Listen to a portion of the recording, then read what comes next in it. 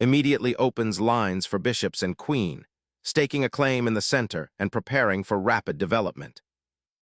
Instantly establishes a dynamic asymmetry, preventing white from dictating the game's rhythm and immediately setting up counterplay on the queen side. Quickly developing a knight to a central outpost, this prepares d4 and pressures black's pawn structure. Opening the c-file for the queen and bishop, this prepares for a solid pawn structure, though it slightly cedes central space. Opening the queenside flank for the bishop's diagonal, but potentially weakening the c3 square for piece development. Developing the knight to its natural square enhances piece coordination and prepares for potential pawn pushes, ready to contest the center's evolving dynamics. Developing the bishop to an active diagonal, preparing to contest the central light squares and support an eventual d4 advance, all while keeping a vigilant eye on potential kingside threats later. Solidifying the center and preparing for further pawn expansion, this move gracefully accepts the positional challenges of the fianchetto. Exploding the center now is a bold push, aiming to shatter black's pawn structure and seize the initiative. Opening the central file offers black immediate counterplay, forcing white to confront the liberated d-file. Reclaiming central space with the knight immediately activates it, preparing to contest the d-file's influence and potentially support a future c4 pawn push.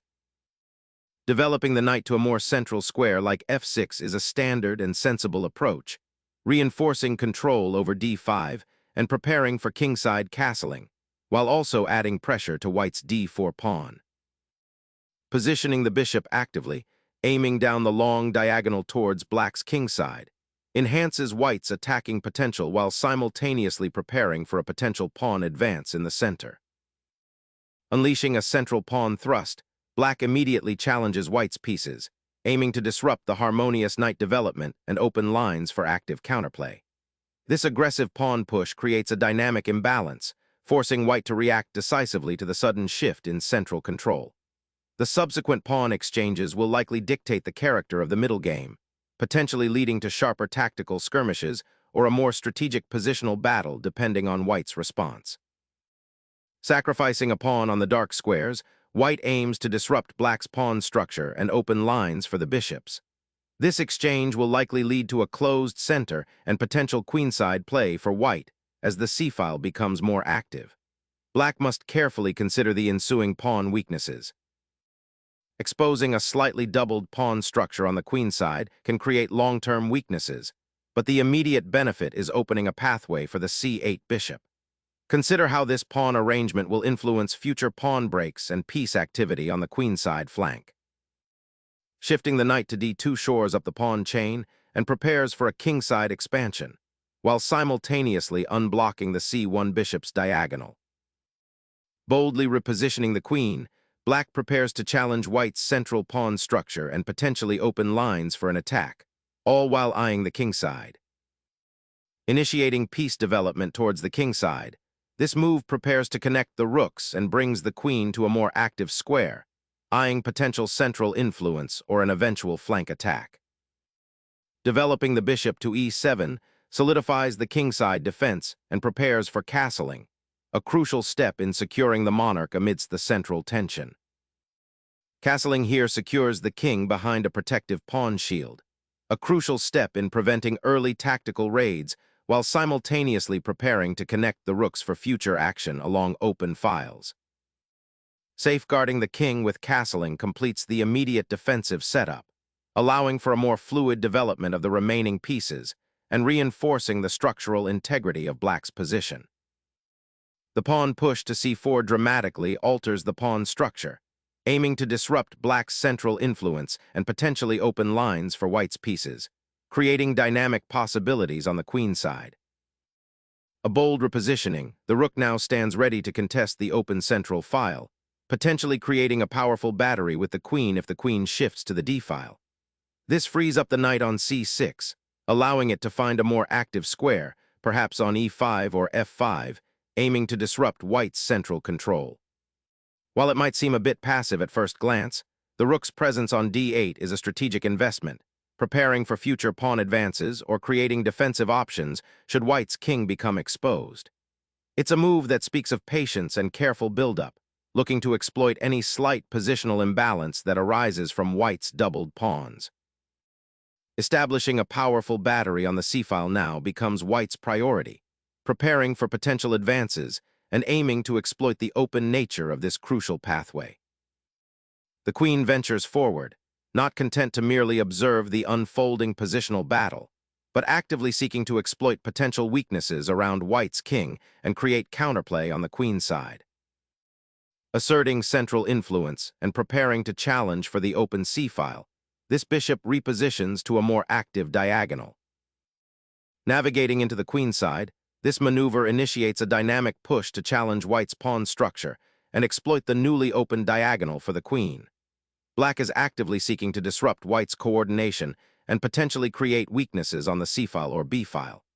The queen's repositioning suggests an intention to apply pressure, perhaps aiming for a future pawn advance or preparing for a more active role in the center. It's a move that injects immediate tension and demands a thoughtful response from white, who must now consider how to best defend their position and whether to embrace confrontation or seek to maintain the current balance. Unlocking the c-file and forcing black to choose between simplifying the structure or maintaining tension dictates the current play, aiming to exploit the slightly weakened queenside pawn chain by opening lines. Reclaiming central territory with the pawn is a natural reaction, but this choice immediately concedes the initiative and creates a static pawn structure for black that's difficult to maneuver. Notice how the queenside pawns now become potential targets. Unleashing the central pawn forward creates immediate tension, aiming to dislodge the knight and potentially open lines for white's pieces, while simultaneously cramping black's queenside space and limiting the mobility of its advanced pieces. A critical injection of activity at the board's heart, this knight's advance seeks to disrupt white's central pawn structure and potentially open lines for black's pieces. It anticipates white's central pawn push, aiming to exploit any weakness created by the e5 advance. This knight's repositioning might also facilitate a future queenside expansion or even a tactical skirmish in the center. The move is not without its risks, as it could become a target for white's pieces, but it's a proactive step to seize the initiative. Re-establishing knight presence in the center avoids leaving the d-pawn undefended and prepares for a potential kingside initiative, aiming to disrupt black's relatively static pawn structure. Black endeavors to seize the initiative on the queen side, initiating a pawn thrust that aims to disrupt white's stable central structure and potentially open lines for the queenside pieces. This aggressive advance could lead to a dynamic imbalance, forcing white to respond to threats beyond the central battleground, or it might overextend black if not properly supported, creating weaknesses. Opening up the diagonal for your bishop provides a much-needed long-range attacking threat against black's queen and potentially weak pawns, while simultaneously reinforcing your central pawn structure and aiming to disrupt black's developing coordination. Black immediately contests the advanced e-pawn and repositions the queen to a more active square, eyeing potential weaknesses on white's kingside and seeking to unravel white's somewhat passive piece placement. Rescuing the beleaguered rook to a more active square, this maneuver simultaneously seeks to disrupt black's queenside structure and prepare for a potential assault on the c-file, hinting at a strategic shift towards greater initiative. A bold pawn thrust, aiming to destabilize white's kingside space and potentially open lines for black's rook, but it risks overextension if not adequately supported, potentially creating a weakness on b4 or c6. Opening a diagonal for the rook, this pawn capture on a4 significantly alters the queenside pawn structure, creating imbalances that will define the ensuing middle game struggle. The immediate gain of territory on that flank, coupled with the potential for increased piece activity, offers white a dynamic advantage. Black must carefully consider how to counter the pressure now exerted on the b-file and whether the isolated pawn can become a weakness or a distraction. Exposing the kingside pawn structure now becomes paramount as black reclaims the pawn and immediately challenges white's advanced pieces, creating a fascinating geometrical struggle on the queenside. The bishop now aims to disrupt black's queenside coordination, probing for weaknesses along the a4-e8 diagonal and potentially forcing awkward pawn structures or piece retreats. The queen's excursion to a5, while appearing active, inadvertently steers it towards a precarious outpost, making it a prime target for immediate harassment and potentially a significant loss of tempo as it scrambles to find safety. The rook now occupies the open c-file, directly challenging black's queen and creating immediate pressure on the queenside pawn structure. This maneuver is designed to exploit the potential weakness of black's pawn and to limit the mobility of the enemy queen. Black's bishop retreats to a3, a curious repositioning that seems to offer white's rook an unimpeded path to the 7th rank, yet it simultaneously aims to create a dynamic counterplay by pressuring the c3 square and potentially unbalancing white's pawn structure. This maneuver, while seemingly passive, forces white to reevaluate their aggressive intentions and consider the immediate defensive implications, hinting at a deeper strategic calculation to undermine white's otherwise comfortable central control and the formidable pressure along the open c-file.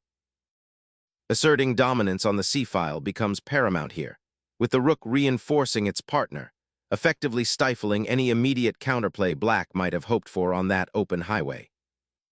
Harnessing the open file presents an intriguing counterplay opportunity for black, seeking to activate its rook and potentially disrupt white's queenside structure after the recent pawn advances.